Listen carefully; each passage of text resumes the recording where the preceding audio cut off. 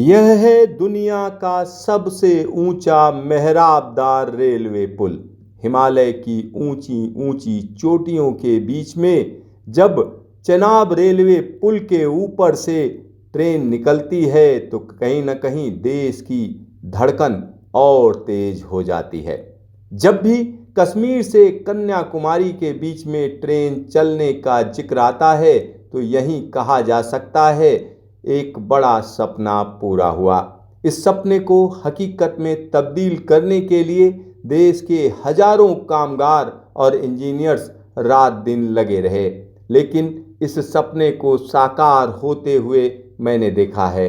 हाँ, मैंने देखा है कि किस तरह से हिमालय की ऊंची ऊंची चोटियों के बीच में, पत्थरों के बीच में, नदी के किनारे एक उम्मीद लेकर लोग लगातार मेहनत करते रहे। तरह तरह की चुनौतियां सामने आईं और हर एक चुनौती को मुंहतोड़ जवाब देते हुए देश के इंजीनियर्स और कामगारों ने सपने को हकीकत में तब्दील कर दिया। कश्मीर तक दिल्ली से सीधी ट्रेन पहुंचाना 55 साल पुराना सपना है। जब 70 के दशक में पहली दफा भारत सरकार ने जम्मू और कश्मीर घाटी को आपस में जोड़ने के लिए रेलवे लाइन की योजना तैयार की थी।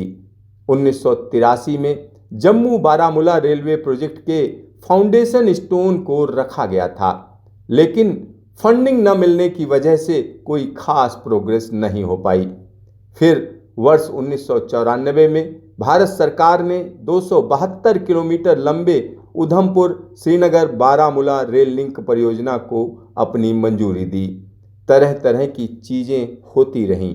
फिर 2002 में अटल बिहारी वाजपेयी सरकार ने प्रोजेक्ट की शुरुआत की और इस प्रोजेक्ट को पूरा करने की तारीख 2009 रखी गई। वर्ष 2004 में यूएसबीआरएल को राष्ट्रीय प्रोजेक्ट डिक्लेयर किया गया। 2003 में कोंकण रेलवे ने कटरा बनिहाल रेल सेक्शन के लिए टेंडर आमंत्रित करने शुरू किए। वर्ष 2004 में भारत सरकार ने आधिकारिक तौर पर इस रेलवे प्रोजेक्ट को राष्ट्रीय प्रोजेक्ट डिक्लेयर कर दिया।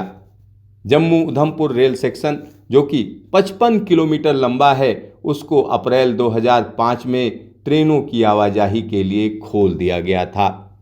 वर्ष 2008 में सितंबर के महीने में यूएसबीआरएल का काम सेफ्टी और स्टेबिलिटी को लेकर उठी आशंकाओं के चलते बीच में ही बंद कर दिया गया। वर्ष 2009 में यूएसबीआरएल के अलाइनमेंट को रिव्यू किया गया और डिजाइन में बदलाव किया गया। वर्ष 2010 में यूएसबीआरएल में फिर से निर्माण कार्य शुरू हुआ। इस प्रोजेक्ट को पूरा करने की तारीख एक बार फिर से बढ़ाई गई और टारगेट रखा गया 2015। चेनाब रेलवे पुल का फाइनल ब्रिज डिजाइन वर्ष 2012 में जुलाई के महीने में स्वीकृत किया गया, जिसमें स्टील आर्च स्ट्रक्चर को मंजूरी दी गई। Qazigund Baramulla rail section 118 kilometre लंबा है, जिसको 3 चरणों में खोला गया। पहले चरण में अनंतनाग से मझूम के बीच में 68 किलोमीटर लंबा रेल सेक्शन 11 अक्टूबर 2008 को ट्रेनों की आवाजाही के लिए खोल दिया गया। फिर मझूम से बारामूला के बीच 32 किलोमीटर लंबा रेल सेक्शन 14 फरवरी 2009 को ट्रेनों की आवाजाही के लिए खोला गया। उसके बाद काजीगुंड अनंतनाग रेल सेक्शन, जो कि 18 किलोमीटर लंबा है, उसको 28 अक्टूबर 2009 को ट्रेनों की आवाजाही के लिए खोल दिया गया। 11.215 किलोमीटर लंबी पीर पंजाल टनल के साथ बनिहाल काजीगुंड का 18 किलोमीटर लंबा रेल सेक्शन 26 जून 2013 को ट्रेनों की आवाजाही के लिए शुरू किया गया।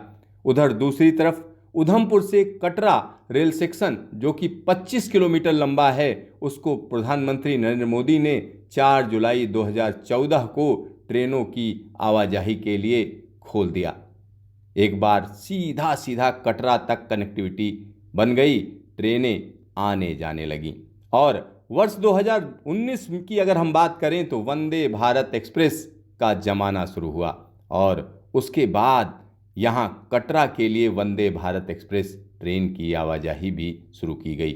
अब सभी लोगों की नज़र थी कि बचा हुआ रेल सेक्शन, जो कि 111 किलोमीटर लंबा, यानी बनिहाल से कटरा के बीच का सेक्शन कब खुलेगा।